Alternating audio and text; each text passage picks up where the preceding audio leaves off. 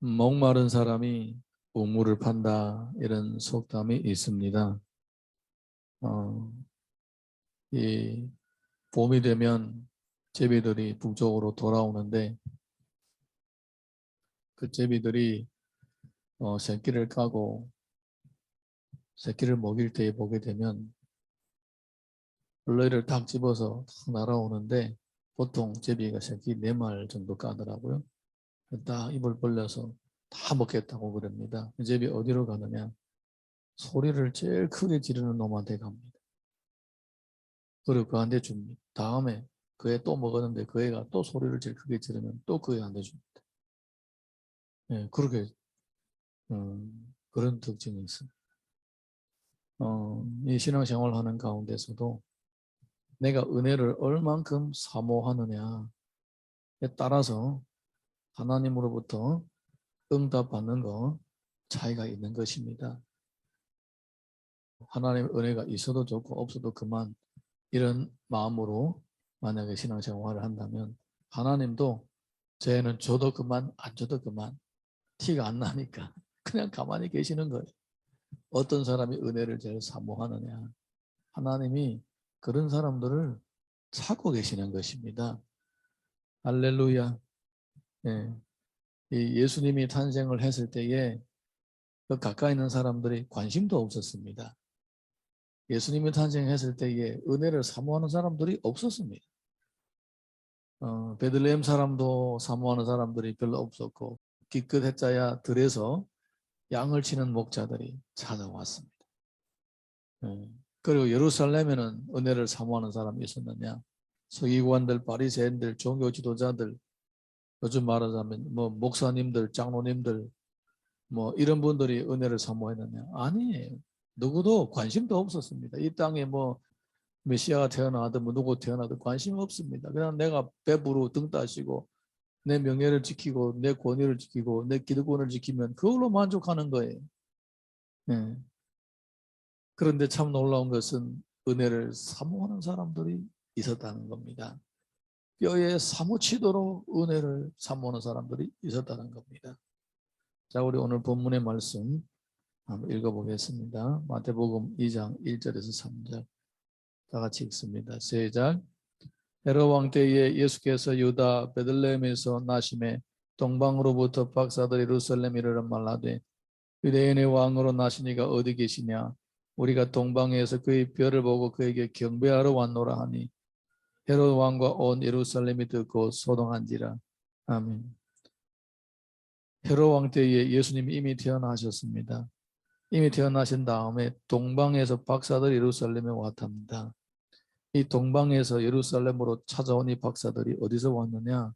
뭐 여러 가지 해석이 있습니다. 뭐 어쨌든 거리가 어마어마하게 멉니다. 페르시아 쪽이라고 얘기를 합니다. 보통 페르시아 쪽이라고 얘기합니다. 어쨌든 뭐 지금 봐서라도 가까운 거리 아닙니다. 뭐 2,000km 정도가 되는데 그렇게 먼 곳에서 예루살렘에 찾아왔습니다. 이 사람들이 동방에 있는 박사들입니다. 박사들은 왕을 도와서 나라의 앞일을 연구하고 예측하고 대책을 세우는 이런 사람들입니다. 요즘에 말하면 뭐라고 할까? 뭐 고문, 국정을 참여하는 고문 이 정도? 뭐 어쨌든 군대를 보게 되면 참모 뭐 이런 사람들 어쨌든 굉장히 사회 지위가 높은 사람들입니다.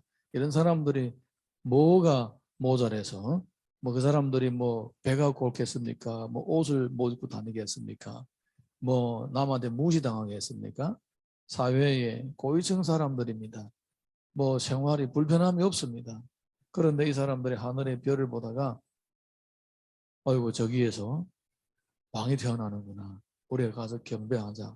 이렇게 그 수많은 길을 마다하지 않고 먼 길을 마다하지 않고 그 태어난 왕을 경배하러 오는 거예요.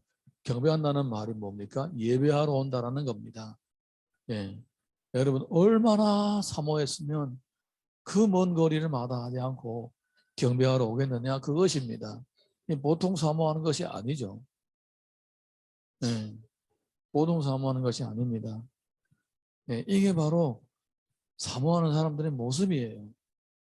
그리고 그 수설리 이제 오는데 그때 뭐 특별한 교통 방편이 있었습니까? 극성해봤자 나귀와 낙타입니다. 나귀와 낙타 떨거덕 그러면서 예, 그 사막을 지나고 광야를 지나고 강도들이 우글거리는 산을 지나면서 이렇게 온 거예요. 강을 지나고 온 거예요. 예, 이런 사람들은 이게 은혜를 사모하는 사람들입니다. 그 사람들이 뭐 따뜻한 구들에 누워서 뭐 편안한 생활을 하는 게 얼마나 좋겠습니까? 심심하면 TV도 보고 TV가 없었겠죠. 얼마나 좋았겠습니까? 예. 근데 그거를 다 내려놓고 그냥 경배하러 예배 한번 하러 수천리 가는 거 예배하러 수천리. 여러분 한 예배 때문에 수천리를 가본 적이 없겠죠.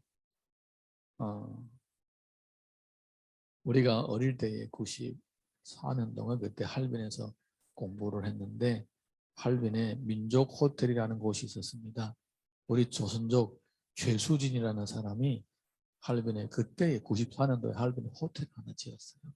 민족 호텔이라고. 그 호텔을 진 사람이에요. 그때 그렇게 조선족들이 날고 뛴 사람들이 있었어요. 이분이 할빈에 난강교회에 다녔대요. 근데 이제 사업 때문에 홍콩에 가서 산 거예요. 근데 예배가 사모가 돼가지고 매주일마다 비행기 타고 홍콩에서 할빈에 예배 들으러 왔대요. 네, 놀랬습니다. 네, 그렇게 사모를 한 거예요. 제가 예전에 한정사랑 교회에서 섬길 때 보니까 어떤 분들이 이 신앙생활을 하다가 저기 어디야 마산인가 청년이 마산에 일하러 갔어요. 예배 드리려고 오더라고. 마산이 어딘지 아세요? 멀어요. 엄청 멀어요. 계속 남도예요, 남도. 네. 우리 집사님도 예배를 계속 먼 데서 갔다가도 계속 오시잖아요. 네, 예배를 사모하니까 오시잖아요. 은혜를 사모하니까 오시잖아요. 네. 우리 집사님은 어디에 가서 어디에 안배되면 어디로 가잖아요. 그런데 또 일이 끝나면 바로 예배를 또 오시잖아요. 네. 일을 여러분 사모하는 마음은 이것은 하나님께서 찾으시는 자의 마음이에요. 할렐루야. 하나님은 사모하는 자를 찾으시는 거예요. 자, 이 사람들이 왔는데 사모하지 않은 사람은 어떠냐? 우리 마태복음 2장 4절에서 8절 보겠습니다. 다 같이 읽습니다. 시작. 왕이 모든 대제사장과 백성의 서기관들을 모아 그리스도가 어디서 나겠느냐 물으니 이르되 유대 베들레헴이 오니 이는 선지자로 이렇게 기록된 바 또 유대 땅 베들레헴아 너는 유대 고을 중에서 가장 작지 아니하도다. 내게서 한 다스리는 자가 나와서 내 백성 이스라엘의 목자가 되리라 하였습니다. 이에 헤롯이 가만히 박사들을 불러 별이 나타난 때를 자세히 묻고자 베들레헴으로 보내며 이르되 가서 아이에게 대하여 자세히 알아보고 찾거든 내게 구하여 나도 가서 그에게 경배하게 하라. 아멘. 예루살렘 사람들이 놀라고 왕궁에 있는 왕과 왕족들이 놀랐습니다. 우리에게는 아이가 태어난 적이 없는데 어디에서 왕이 태어났는가? 그리고 예루살렘 사람들도 야 지금 왕이 저기 있는데 어디서 또 왕가에는 조용한데 어디에서 아이가 태어났다는 거야? 어디서 왕이 태어났다는 거야? 큰일 나겠다. 이 나라의 정치 이 이변이 일어나겠다. 뭐 이렇게 사람들이 소동을 했습니다. 그래서 그 당시에 왕인 헤롯이 서기관들에게 물어봤습니다. 어디에서 메시아가 태어나느냐 물어보니까 성경에서는 베들레헴에서 태어난다고 했습니다라고 얘기를 하는 거예요. 자, 이 사람들은 바로 옆 동네 멀지 않으면 예루살렘하고 베들레헴이 그렇게 멀지 않아요. 메시아가 태어났다는 것을 알고 관심도 없습니다. 그런가 보다. 서기관들, 성경을 매일마다 뺏기는 사람들, 그걸 손으로, 그때 다 손으로 뺏기잖아요. 성경을. 뺏기는 사람들. 압니다. 어디서 태어난 것도 압니다. 그런데 찾아가지도 않습니다. 이게 바로 사모하지 않는 사람들의 모습이에요. 머리로는 알고 있지만 행동으로 절대로 옮기지 않아요. 관심이 없기 때문에. 머리는 알아요. 이 사람들 성경을 얼마나 잘 알겠습니까? 서기관들보다 성경을 잘 아는 사람이 있어요? 이 사람들 성경을 다 외워요. 어릴 때부터 시편 다 외워요. 우리는 못 외우잖아요. 네. 어릴 때부터 시편 다 외워요. 시편, 모세오경 달달 외워요, 이 사람들이. 그 다음에 서기관들은 그뿐만 아니라 성경 전체를 다 외워요. 그런데 관심이 없어요. 실제로 머리는 이만큼 큰데 실제로는 신앙생활에 대한 사모함, 은혜에 대한 사모함이 없습니다. 아, 그런가 보다. 그냥 영적으로 무감각한 거예요. 네. 영적인 굶주림조차도 없는 것입니다. 이 박사들하고 차이가 나죠. 이 박사들은요, 유대인들도 아니에요. 하나님의 백성이라는 신분도 안 가지고 있는 사람들이에요. 그런데 그들은 은혜를 사모하고, 정작 하나님의 백성의 신분을 가진 이 사람들은 관심도 없는 거예요. 이게 바로 차이라는 겁니다. 사랑하는 성도 여러분, 하나님의 은혜를 사모하는 사람에게 관심이 있는 거예요. 네. 내가 은혜를 얼만큼 사모하느냐, 그 사모함이 바로 나의 믿음의 크기인 거예요. 믿음의 크기인 거예요. 그래서 예수님이 팔복을 얘기하실 때에 의에 줄이고 목마른 자는 복이 있나니 저희가 배부를 것이며라고 하신 것입니다. 베들레헴이 있다고 하니까 그래서 그 뿌리야 쫓아갑니다.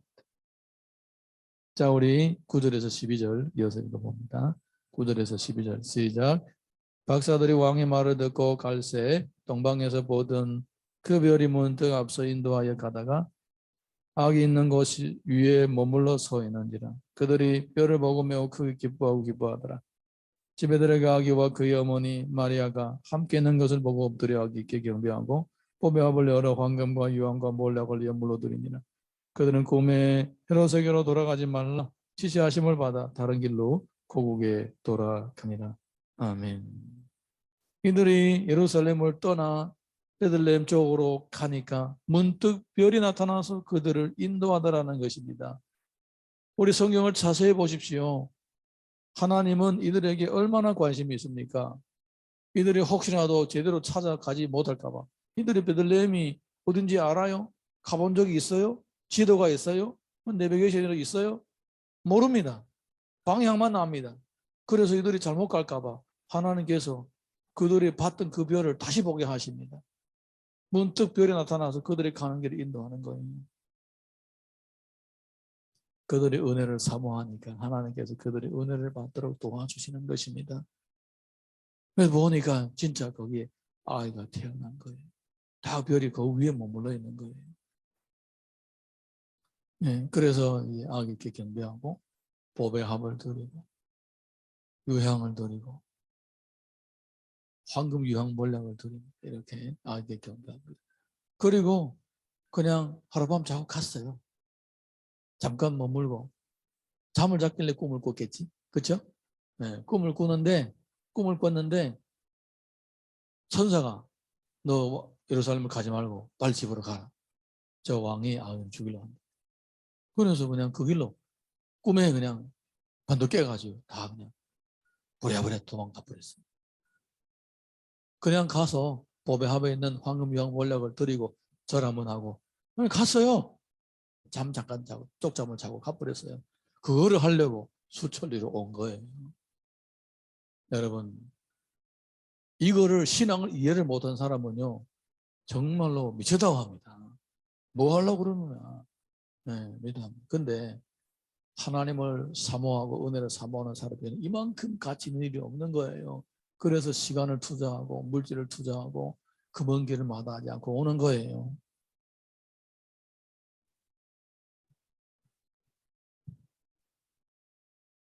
하나님은 사모하는 자에게 만족함을 주십니다. 시편 27편 4절 보게 되면 내가 여호와께 바라는 한 가지 일 그것을 구하리니 곧 내가 내 평생에 여호와의 집에 살면서 여호와의 아름다움을 바라보며 그의 성전에서 사모하는 것이라. 시편 107편 9절 보게 되면 그가 사모하는 영혼에게 만족을 주시며 주린 영혼에게 좋은 것으로 채워 주심이로다. 사랑하는 성도 여러분, 우리가 주님 안에서 은혜를 사모함으로 만족함을 얻게 되면 그보다 더 큰 행복이 없습니다. 그 행복이 삶의 모든 영역에 다 유익이 되는 거예요.